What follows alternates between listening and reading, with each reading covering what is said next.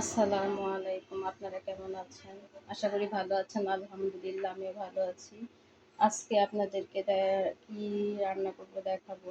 তো আজকে আমি চিচিঙ্গা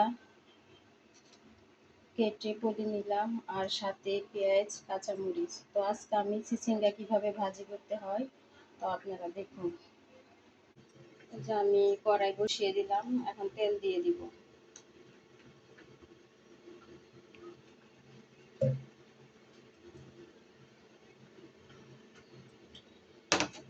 এখন আমি পেঁয়াজ কুচি দিয়ে দিব।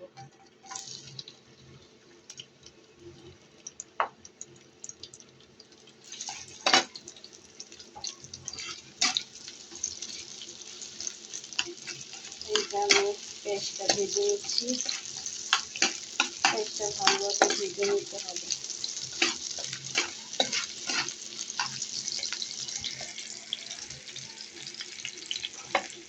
আমি চিচিঙ্গাটা আগে থেকে কেটে তুলে নিয়েছি, ভালোভাবে ধুয়ে চালনিতে রেখেছি যাতে পানিটা ঝরে যায়। তো আমার ভিডিওটা আপনারা দেখতে থাকুন, আমি কীভাবে চিচিঙ্গা ভাজি করি। এই যে আমার পেঁয়াজটা ভাজা হচ্ছে, এখন আমি এটার মধ্যে দিয়ে দিব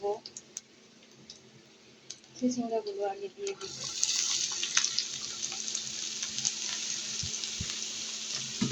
তারপর এক এক করে যা যা দেওয়া মশলাটা দিয়ে দিব। প্রথমে আমি দিয়ে দিব হলুদের গুঁড়া, এরপর দিব লবণ।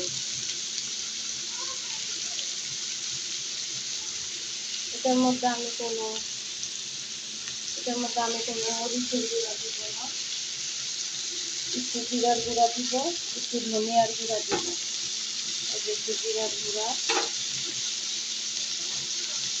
একটু ধনিয়ার গুঁড়া দিয়ে দিব।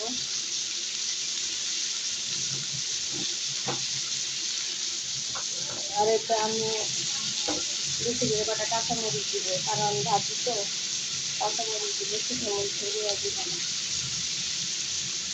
এখন আমি এটা ভালোভাবে নাড়াবো, নেড়ে দিব।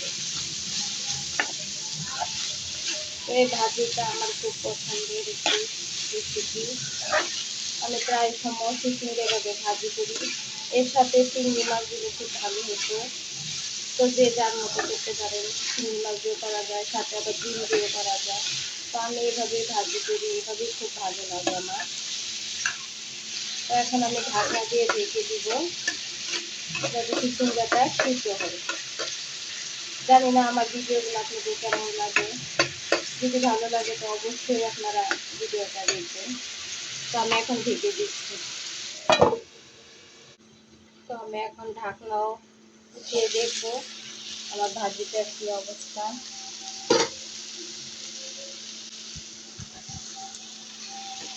এই যে আমার ভাজিটা হচ্ছে।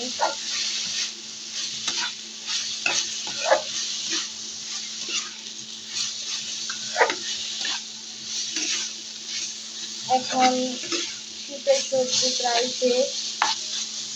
এখন গরমের সিজনে যে তরকারিগুলো তার মধ্যে চিচিঙ্গা খুবই একটা ভালো সবজি। আমি প্রায় সময় এই ভাজিটা করে থাকি ঘরে, আর খেতেও খুব মজা।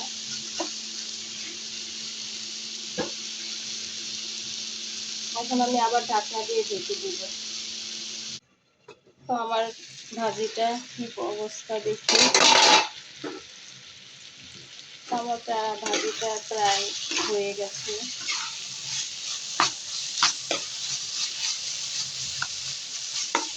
এভাবে আপনারা বাছাই করে